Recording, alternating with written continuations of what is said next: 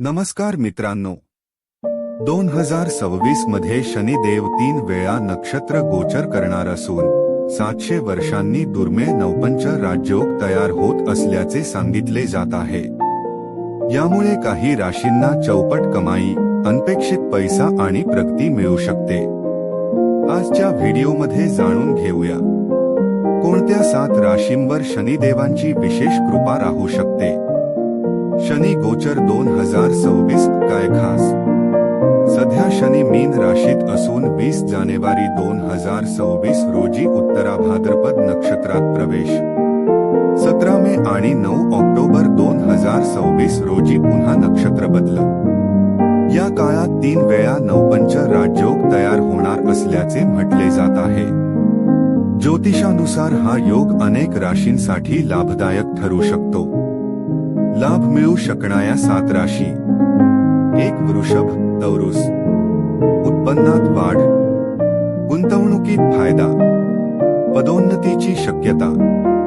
https://www.lokmat.com/ 2. मिथुन, Gemini. मेहनतीचे फळ, आर्थिक स्थिती मजबूत, कौटुंबिक स्थैर्य। 3. तूळ, लिब्रा। करिअरमध्ये प्रगती, मानसन्मान वाढ, धैर्य आणि आत्मविश्वास वाढ। 4. वृश्चिक, स्कॉर्पिओ। व्यवसायात मोठा नफा, नवीन उत्पन्नाचे स्रोत, जबाबदारीत वाढ। 5. मकर, कॅप्रिकॉर्न।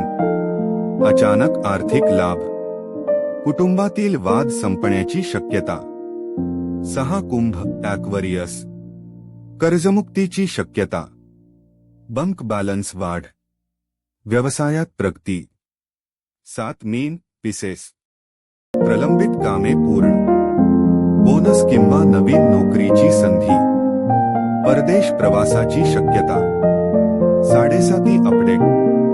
सध्या कुंभ, मीन आणि मेष राशींवर 7.5 सुरू असून 2026 मध्येही ती कायम राहील। शनीचा खरा संदेश: ज्योतिष तज्ज्ञांच्या मते शनी हा कर्म आणि शिस्तीचा ग्रह आहे। तो परिश्रमाचे फळ देतो, पण संयमाची परीक्षा घेतो। डिस्क्लेमर महत्वाचे: ही माहिती ज्योतिषीय मान्यतांवर आधारित आहे। तज्ज्ञांचा सल्ला घेणे उपयुक्त ठरू शकते।